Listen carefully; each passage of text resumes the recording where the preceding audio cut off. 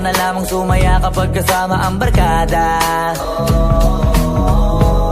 Akala ko yung puso ko di nagagana, buti na lang ay dumating ka doon, nagsimulang magkaroon ng pag-asa.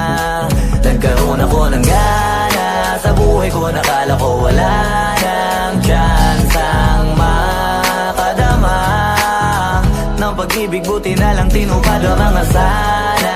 Nung una ay hindi ko inakalang may tulad mo pala, di pa rin ako makapaniwala. Ngayon ko palang nadama to, na ganito pala kasi ito, yung buhay ko na may kagaya mo. Kasi dati naman ay sanay ako, mahalaga lang ay buhay ako. Nung kala ko walang kagaya mo, pero mali